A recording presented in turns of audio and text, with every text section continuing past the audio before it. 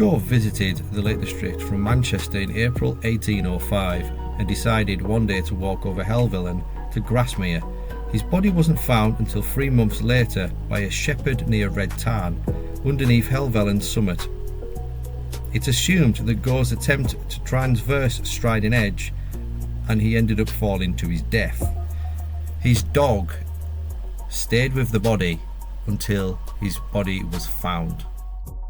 Amazingly, the dog was pregnant, and by the time they found the body, she had given birth to a litter, and unfortunately 2 of them had died, but at least 1 of them had survived, which was incredible.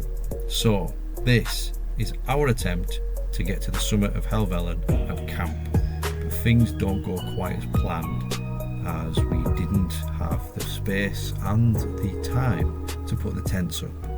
So, bivvy time it is. Welcome! Yeah, so this is it, this is what we're doing. We're going to do it, it's the big one.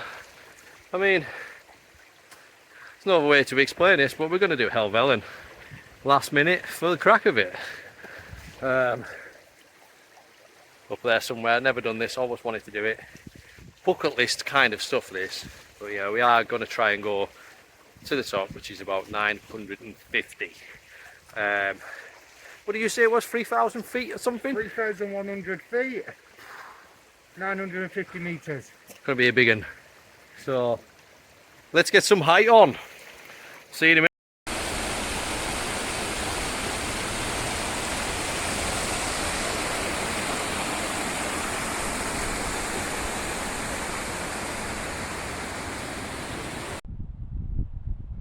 Look at the view we've got.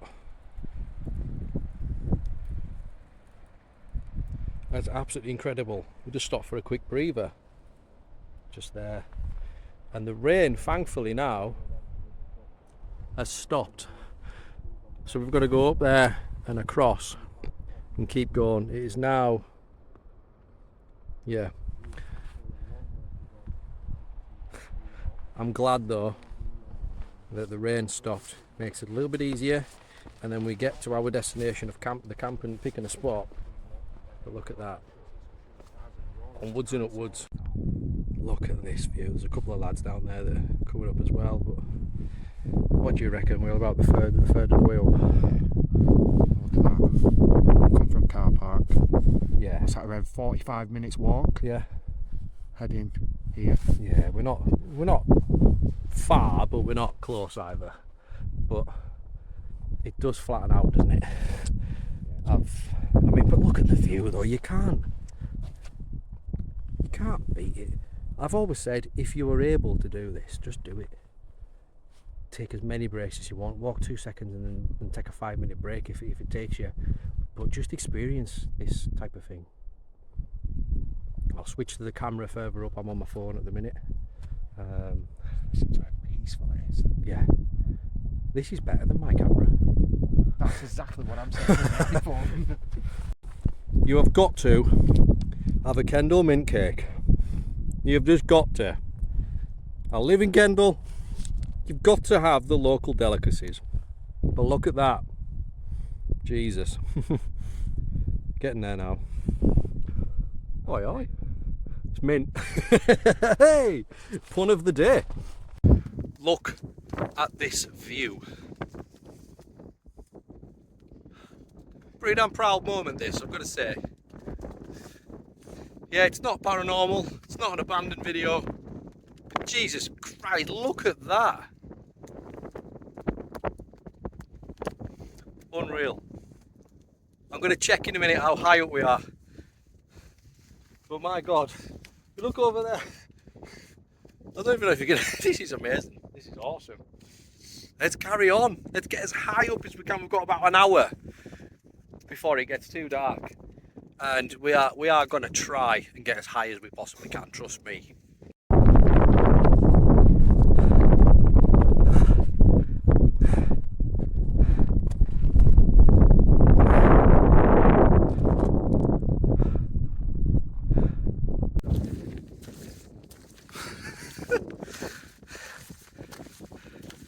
I've been higher than this, right? I solo hiked to the top of Skidder. It's about 9:20, 9:30, something like that, I can't remember. But this feels different. This feels like it's like a whole different land, if that makes sense. Like I'm walking through a village, but I'm like elevated. It's otherworldly, this. We are trying to make haste. It is 8:10. The sun seems to be dipping. It's nice. We were told by there's a park ranger down the car park, very nice chap, what to admit. We tried to pay for parking, the park machine wasn't working. But he very kindly said it's alright, and told us the best way to head up, and he informed us that tonight should be clear and we should have a good view of the aurora. So fingers crossed for that one. But we've got a little bit of walking left to do, and we're going to pitch up, and then I think it's going to rain. But my God, I have the Bivvi bag and the PHOXX 2 tonight to make it a little bit lighter than the HYENA. So yeah, I normally only use the HYENA in winter time because to me it is a warmer tent. The PHOXX 2 is a bit of a sturdier tent for higher up and treacherous sort of places like this. But it's also lighter and it packs down a lot smaller, so yeah, this is incredible. Please, I beg you, if you can do this, do it. You will not regret it. Probably can't hear a word I'm saying. Look at this, we're in the clouds. We are camping in the clouds tonight, we're hopefully just above. And this is what it looks like in heaven. This is heaven, people. Oh yes. Damn, this is amazing. Hopefully we can find a nice sheltered bit up here where we can take refuge. I've forgotten my words, but hopefully we can set up shelter for the night. Got a tin of soup. We're doing it different tonight. Tin of soup, some energy bars, and one bottle of water to minimise weight. And I didn't weigh my bag. This is going to be some sort of wind up. I thought it was higher. What the? Hold on. I was just walking there having a crack about doing the Scarfell Pike, and then I seen the tree at the top, and I'm like, we've done it! We've done it, Helvellyn! We're at the top. You have no idea how long I've been waiting to do this. No idea. Oh.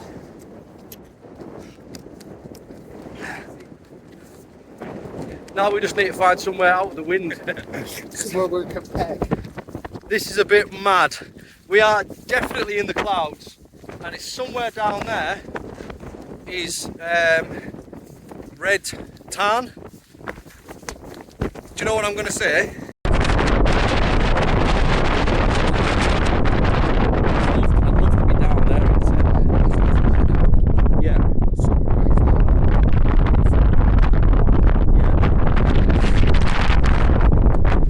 Down there in a tent.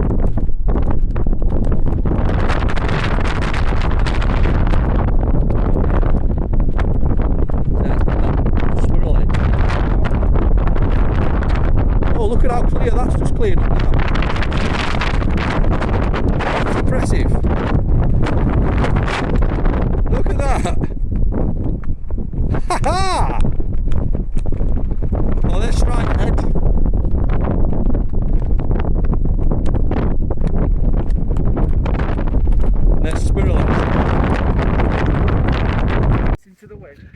So we've made it to the top of Helvellyn. We are, well, that is the high point there, that little piece there. That is the high point, right? 950 metres. We've decided, now we're going to sleep rough. On this little point here, this cross, we're going to bivvy it. We brought our bivvy bags, just in case.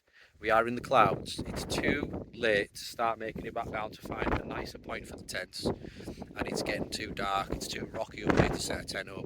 Red Tarn's down there. It's a bit too dangerous to go down Striding Edge or Swirl Edge to get down.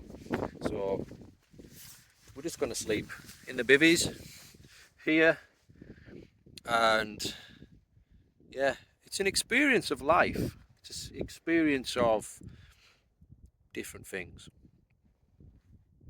I've got a very good 4-season sleeping bag. I've got a very good bivvy. I bought it for this reason. Let's use the damn thing. So let's have some food first. So, bit of an update. We're bivvying it. We're ready. Just to show you what we've got. HYENA big bivvy, the Bush Pro. Great little things these. I can't remember how much it was.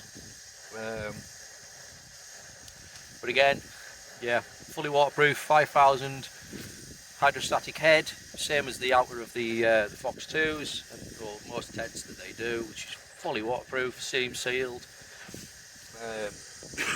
Got the, it's HYENA, isn't it? Yeah. It's got what it's called, something boil. Ultra boil, is it? Something like that. It's something like that. Anyway, I've got one of them. I've got my fall sheet that I'm going to put down. I've got thermals on underneath. I didn't put the thermal bottoms on, which I might do actually, just to add to a bit. Yeah, I think I will. Got the bags, got all that sort of stuff. Got shelter from this bit. And to be quite honest with you, I don't think we were going to sleep much anyway. It was never the plan. Jesus, look at that. Jet boil is what it's called. Jet boil. Look at that. Whoa. Oh, look at that. Whoa.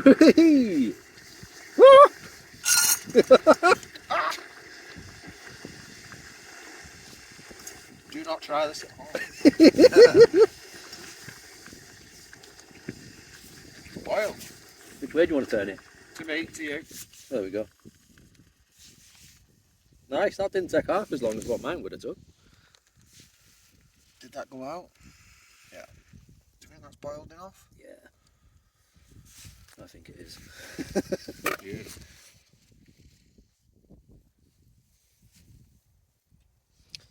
So, yeah, like I said, I don't think we were going to sleep much anyway. It was never really the plan, it was more of an experience. Yeah, we're about to have a hot chocolate. So, yeah, let's get started. I'll see you in a minute. Just cooking some soup now on the jet boil system from HYENA.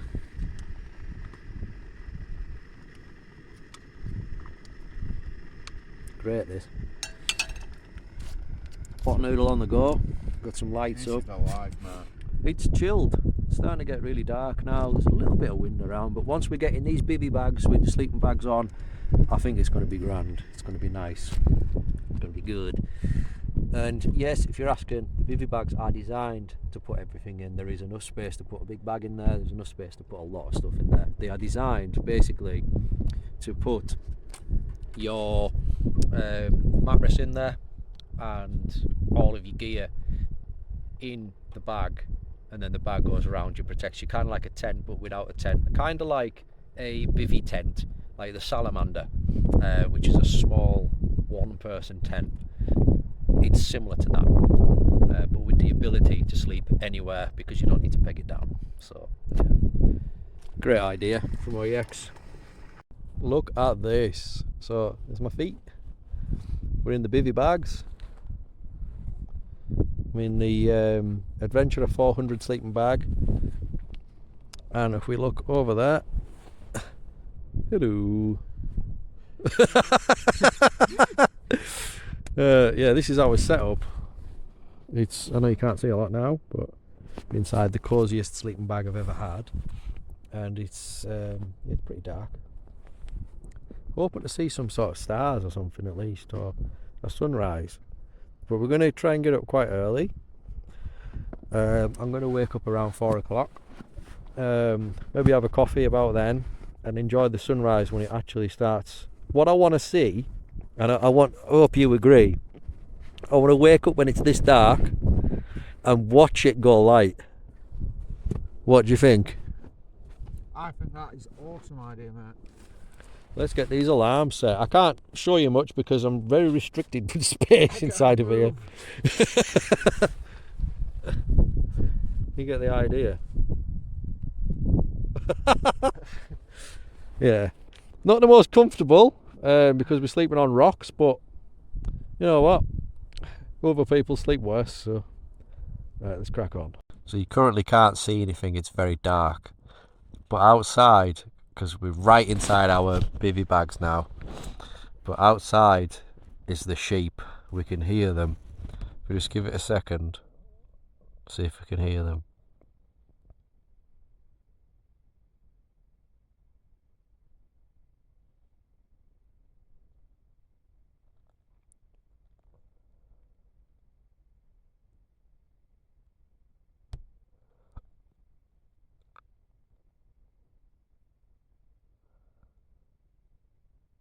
No, they can't hear a word now.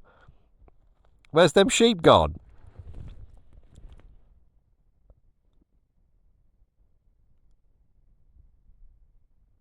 You know what's weird? The direction I feel like it come from is like... In front of us? Yeah, down the cliff. Oh, there. I just heard one burp. They're like, bleh.